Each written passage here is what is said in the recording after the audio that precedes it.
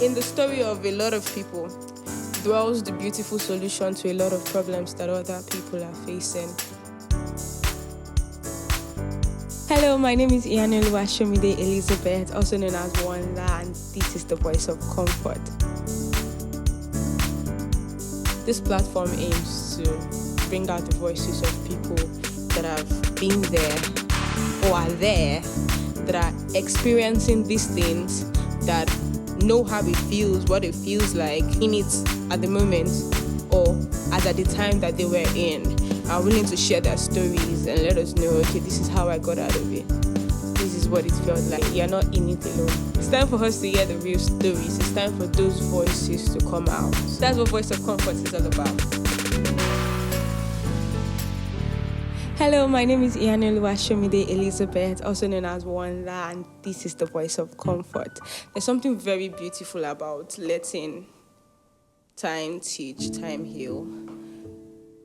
And there's something very funny about how we tend to accept things that are seemingly not as they should be. Take, for instance, we find ourselves in situations where we easily say that, you know that popular saying, Chris Sarah, yeah, whatever will be, yeah? So, Voice of Comfort existed like 4 years ago, 5 years ago. That was like immediately after I finished NYSC. It just felt like, okay, this was what I had to do. Start Voice of Comfort, a podcast, And I did. But then, you know how situations just give you a million reasons why something is not working. And then you feel like, well, it's not working, whatever will be, it's not being. So, but there are situations in life that just shows you that it has to be, and it won't be easy. You have to make it work. You might not feel like it, but you have to do it. That was what this felt like. I got to a point where, okay, so then there were like a million reasons why Voice of Comfort wasn't working, and then it just died this natural death that could easily be justified with the million reasons why it was not working. But I got to another stage in my life where it just felt like that thing that you dumped is what you should go back to, literally. And then I went back to Voice of Comfort. And now Voice of Comfort has gone beyond just being a podcast. Voice of Comfort is now an organization. Voice of Comfort is an organization that specializes in mental health. I'm a counseling psychologist. I got my master's degree after NYSC, and then after NYSC I got a year of experience or two. I got experiences during my master's, was practicing alongside, got another experience after, and then got to a stage in life where I realized that it was time to start seeing things as they really were, and then it dawned on me that this is what I had to do.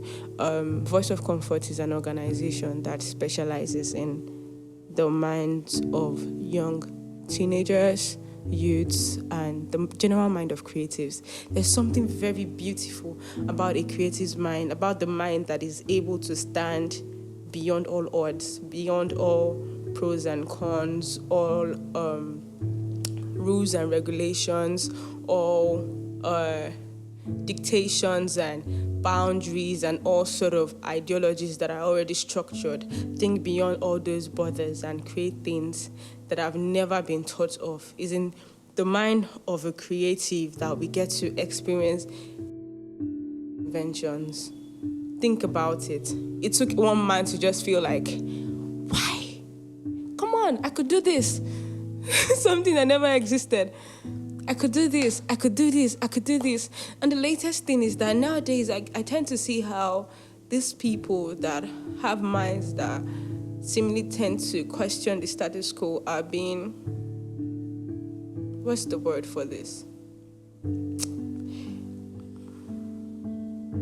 I can't find the perfect word, but I will explain. Imagine a situation where it seems like these people that have the perfect mind begin to carry the tags of all sorts of disorders, all sorts of problems, all sorts of identities. that are just distractions, that are just excuses for not giving expression to what you could possibly be. That could have just been like me. The same way I had an opportunity to start Voice of Comfort, and I did, and then it felt like there are these excuses that are justifiable, there are reasons why it shouldn't work.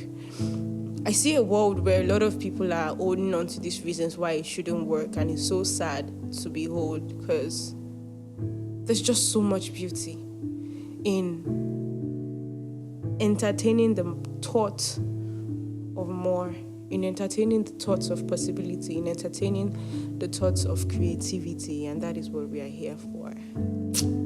But well, this podcast itself, back to specification, why we are here is because I have also learned to realize that in the story of a lot of people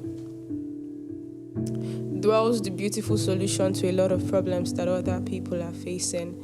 See people weighed down by what they are going through. And in our world today, where it seems like everything that you get to see on your fingertips are those things that seem to be the best things, or those things that seem to be the reason why something is so horrible. So you have a world that just publicizes two extremes, extremely horrible or extremely good, and then when you find yourself in the middle, it's like, where do I fall? How do I find my way there? Where do I find the balance and all of that? This platform aims to bring out the voices of people that have been there or are there, that are experiencing these things, that know how it feels, what it feels like in it at the moment, or as at the time that they were in, are willing to share their stories and let us know, okay, this is how I got out of it. This is what it felt like. You are not there. You are not in it alone. You're not in it alone. It's time for us to hear the real stories. It's time for those voices to come out. Come out. So yeah, that's what Voice of Comfort is all about. A friend of mine shared a few stories, and she was like, no, a few questions rather, and then she was like, okay, these are the questions that I think would be nice for you to answer on your first pod. It just gives us a basic insight as to what you're doing, who you are, what this is really all about, and all of that. So I'm here with Bolu. Bolu is here with me. He's helping me with sound and all other things.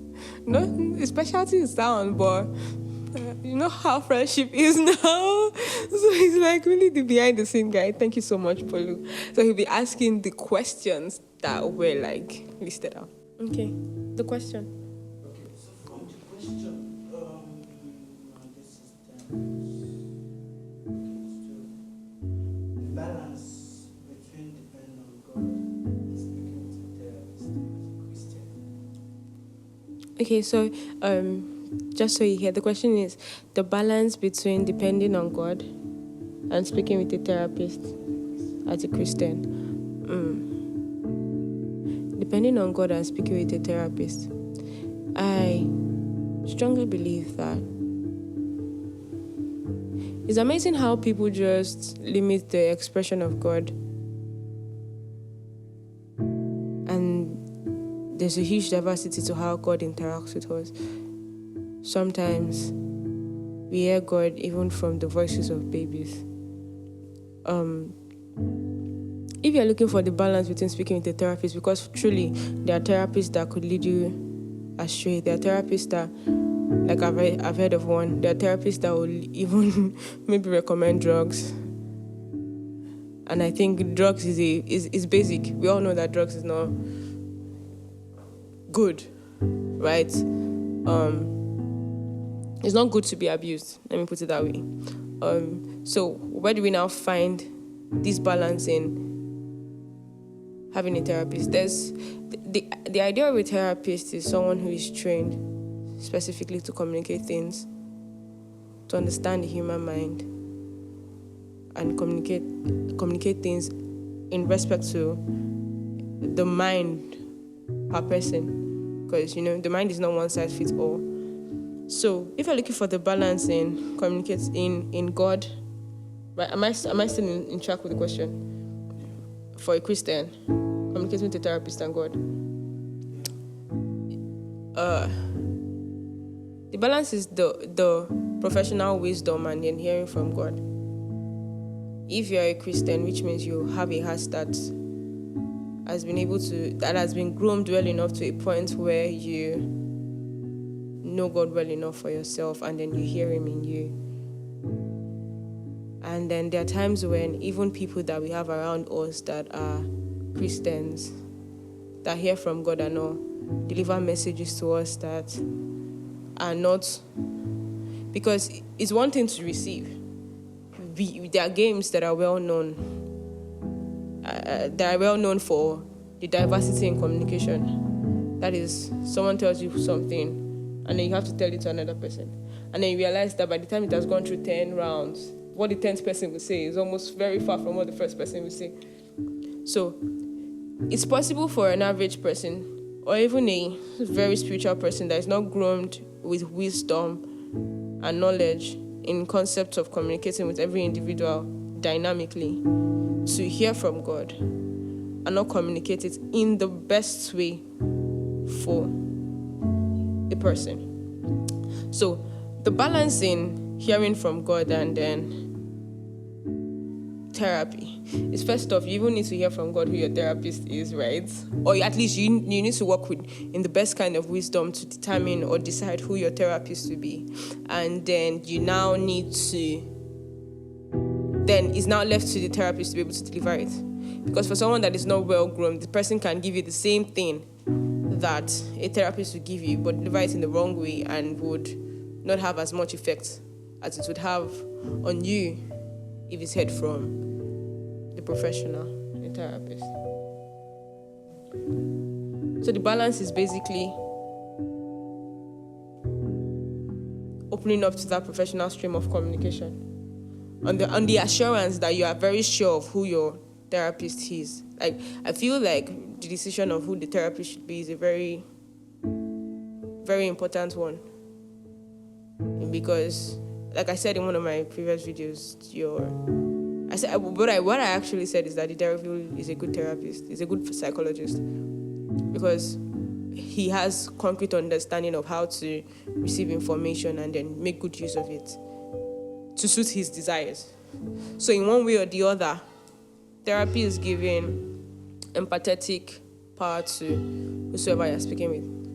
So whether you like it or not, the will of your therapist will enter into that session. So you have to be sure that this person's will is right. Yeah, I think we can leave it there. So, another question is, why do I need a therapist? Why do I need a therapist when I can talk to a mentor? My pastor, Pastor Moses Michaels, is a pastor, right? He's a mentor to many, and then he is a trained counselor. You wonder why? I mean, just being a pastor alone, being a mentor alone seems to be like all that there is, but there is something very beautiful about intentionally learning to understand people and communicate to them in a way that they best understand. So, why do you need a therapist when you need a mentor? Maybe you can do the best thing of getting a mentor that is groomed in the knowledge of counseling in all of itself, like the way I said my pastor is, or get get a therapist, because a therapist knows, or a counselor knows how best to is trained to understand you as an individual, as a dynamic individual, and then to relate with you in respect to his understanding or her understanding of who you are. That's why you might need a mentor that is a counselor. What if your mentor is not a counselor?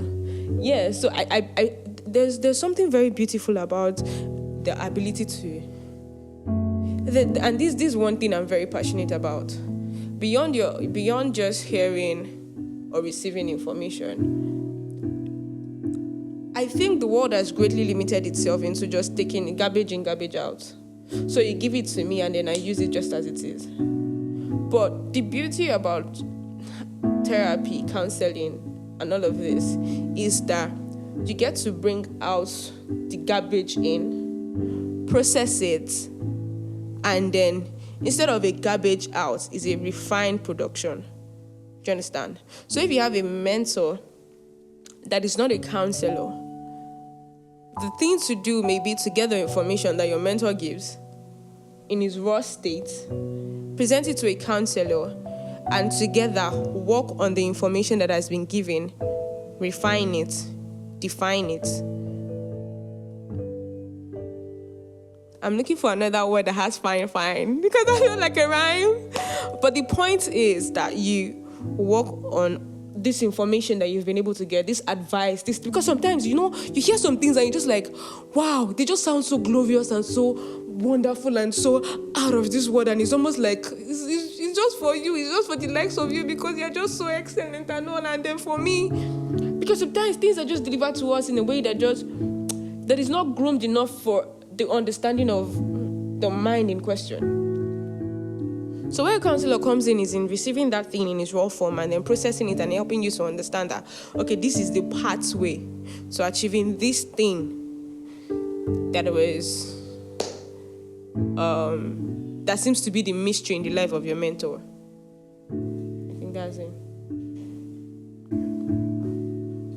So last question. Okay. If you were not a therapist, what would you have been? If I was not a therapist, what would I have been? I would have been a forensic psychologist.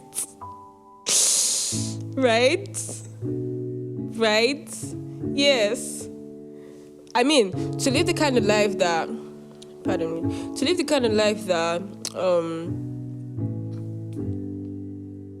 gives you joy in research, in study, in involvement, and all of that, then it has to be something in psychology. I think so I've been forensic psychology. For lessons, forensic psychology, that is the study of crime, psychological study of crime.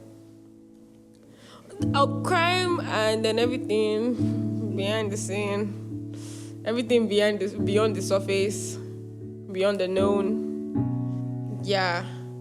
I think that's kind of like my comfort zone, but I decided that beyond just seeing all these things and dwelling in this dark world, because the place can actually be dark and sad and creepy and interesting. But beyond all of that, beyond seeing more than what people see, beyond hearing the words before they are spoken, beyond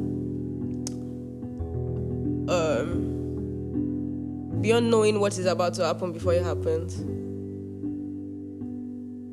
there's something so beautiful about working with people and then not just being able to predict that they will do something, good or bad, but helping them, working with them and watching them become better versions of themselves, watching them grow, watching them learn, evolve, identify problems, because you have to first start with identifying, right?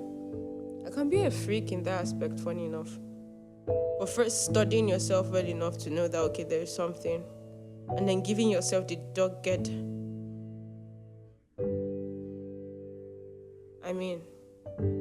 putting in all it takes to making sure that better version, that brighter place, that better life, that improved version is what you would hold on to. I realized that it's beautiful. It's beautiful to watch people smile and watch people grow. Watch people who never believed in themselves begin to believe in themselves. Watch people find expressions in themselves. Watch people have a sense of identity. It's sweet. That might be a creepy word.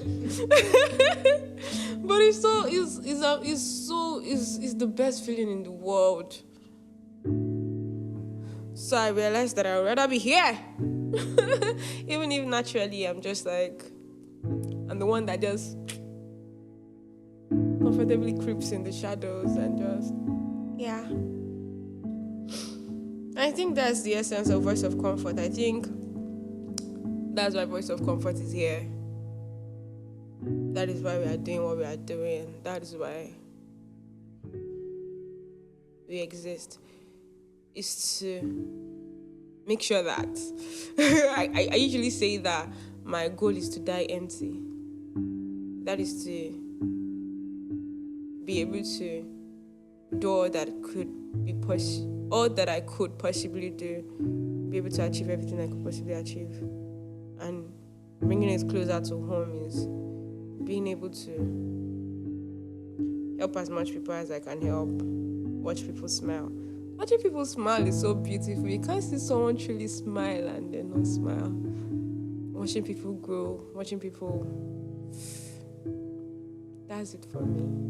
And that's what the Voice of Comfort is all about. Thank you very much. This is our first episode. I don't even know how long I've spoken. Thank you, Bolu. I'm very grateful. Thank you for coming here and doing this with me. He was with me from the beginning. That's one that we started, that we're doing like this and like this and like this and like this and like this. We're two young children. And I was this person that didn't know what I was doing. Oh my God. Oh, thank you for growth and mercy. But yeah, this is what it is. I think I should say this. If you have a story that you think you would love to share, that someone else should hear, please reach out. I will drop a link somewhere. It'll be in my bio on other socials. Then for you to be in the description, you can click the link, fill the form, let us know what you like to talk to us, what you like to share with us, and how we can reach out to you.